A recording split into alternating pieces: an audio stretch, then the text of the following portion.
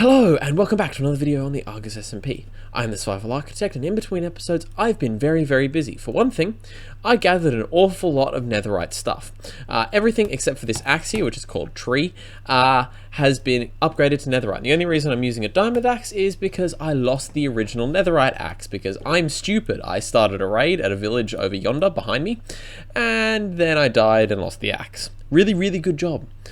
The other thing that I've done in between episodes is I collected all of these materials. Slime blocks, pistons, TNT, observers, you name it, it's here.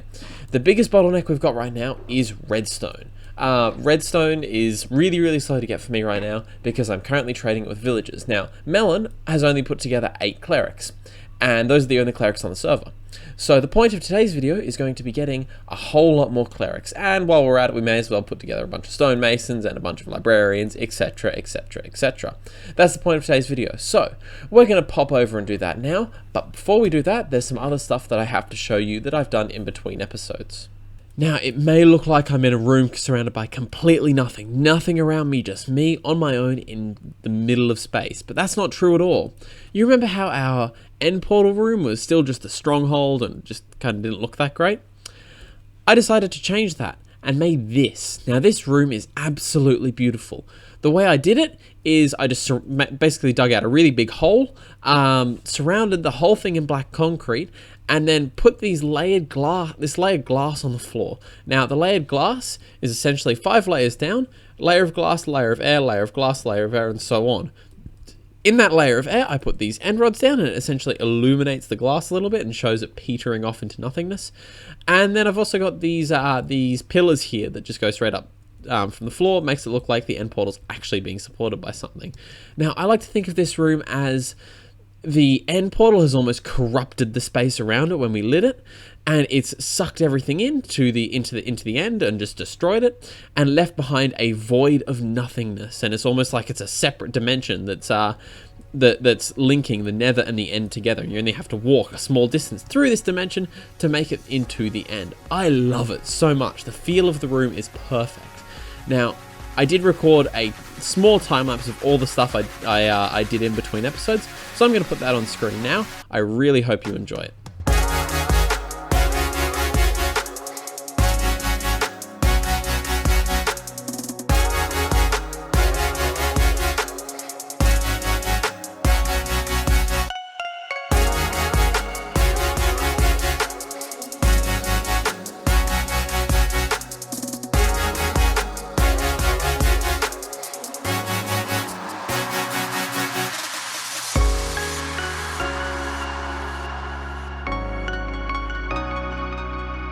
I hope you enjoyed that short time-lapse of first me putting together that room over at the end portal, and then also me trading with these villagers here. Now, I just need to say, there's 8 clerics here. That means I can get a maximum of 56 redstone blocks per Minecraft day. That's not fast enough. I need probably double the resources for the World Eaters than what I've got over there already. Plus I need some normal pistons, I need sticky pistons, it's a lot of stuff. So what we're going to do in today's video is create the ultimate villager setup. That's right, we're just going to deal with it now. We're going to use minecarts and villagers and minecart rails to get a massive renewable farm for all the resources we need. Essentially, that's the plan for today's video. What I've been doing is trading gold for emeralds and then emeralds for redstone dust, and that's been producing all the redstone. We're just going to make that on a massive scale. So I've already selected a location. I'm going to pop over there now and show it off to you guys. As you can see, I am currently standing in a village. This is where we're going to be putting all of our villager infrastructure for the season. This is where it'll all be well out of the way so they can't cause any unnecessary lag on the server. As you can see, this is actually a really nice place. There's a couple of pretty cool mountains around. I've locked the villagers in their houses so they're not going to be getting away, and they will not be dying. Thank God for that. And I've also got another portal set up down there somewhere.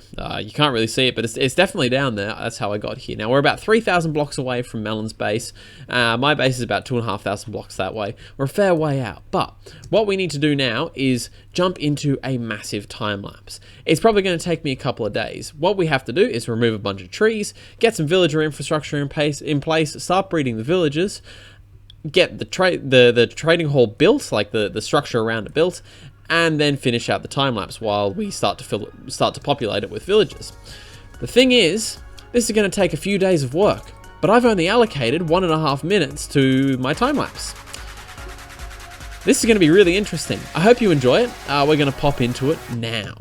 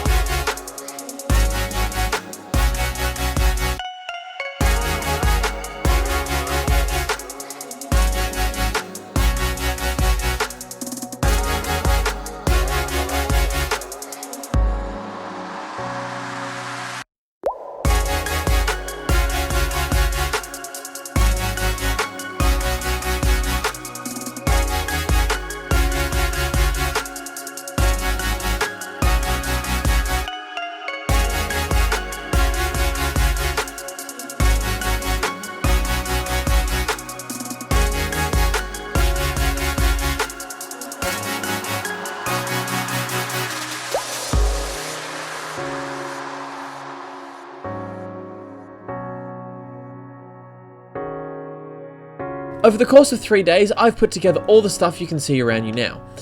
All the stuff you saw in that time lapse took 3 days. It's been an awful lot of work so far, and we're nowhere near done. I want to add another 3 floors on top of this, and then put a building around it. Now that's why I've decided to put in these stonemasons here. Below us are the clerics. Up here is where the stonemasons are. These guys sell quartz, which is going to be a major building block of the building that goes around it. I've already designed that, so you don't have to worry. The other thing, obviously, down here, I've got the clerics. These guys are what I'm going to be trading for redstone in, and we will be doing that massive world eater, which is why I've put these guys in place in the next video. So keep an eye out for that one.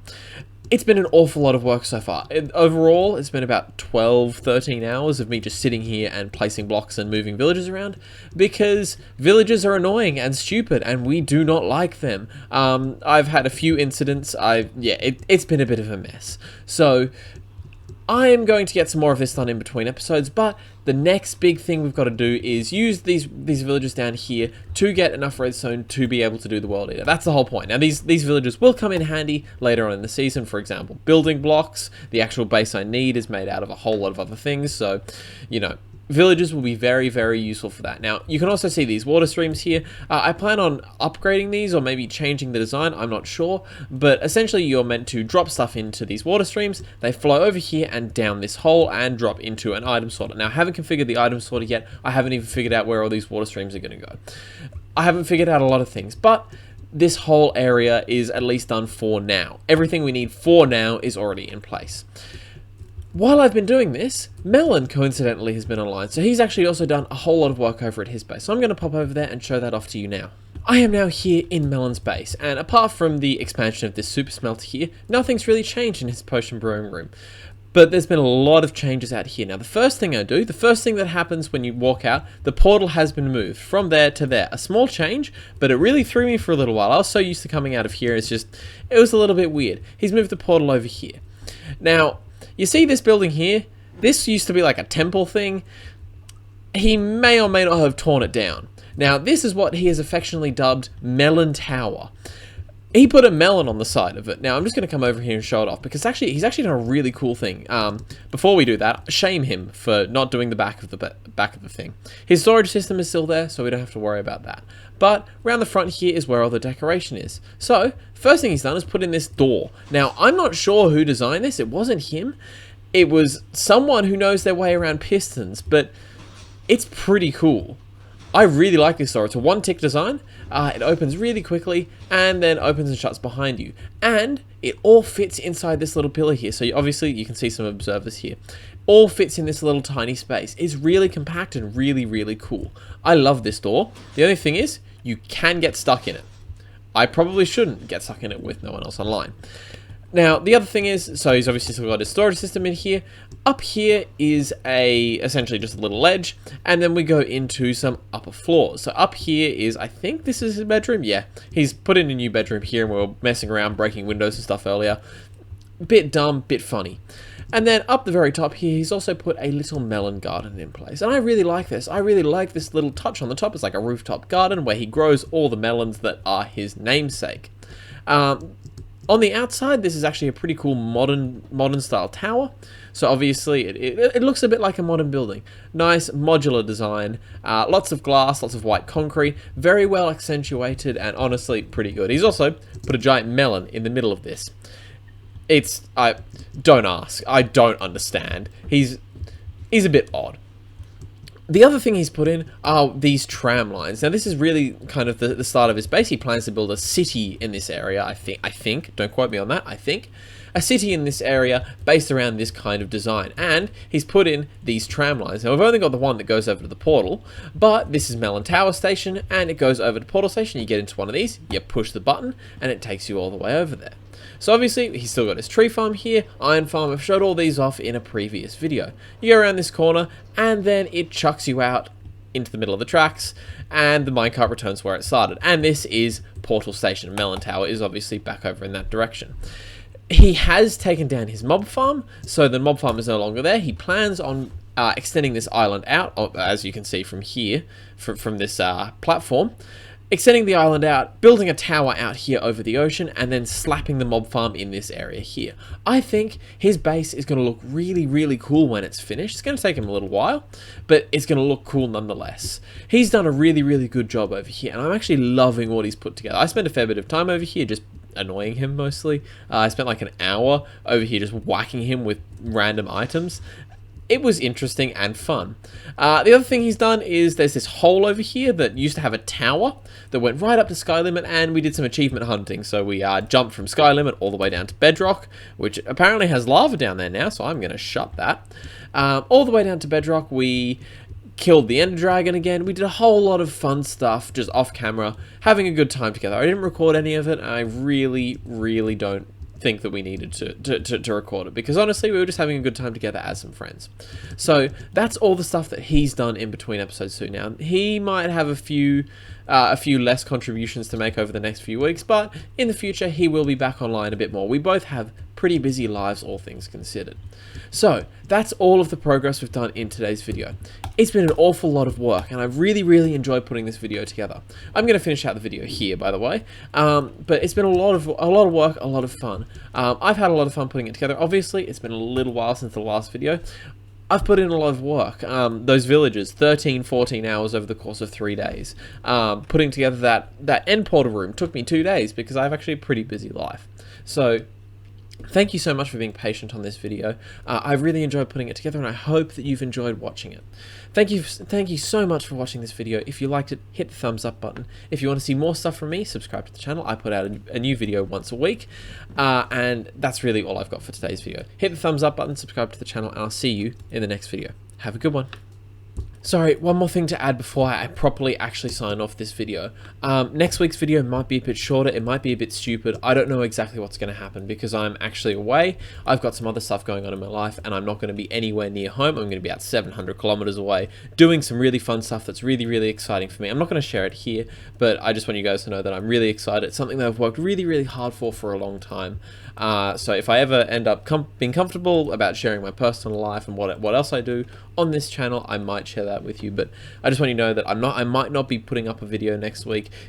It's been a lot of work for me to get to where I am now, and I'm really excited for the next week, and I want to throw everything I've got at it. So thank you for being patient. If there's no video next week, I'll let you know, but I'm just warning you ahead of time.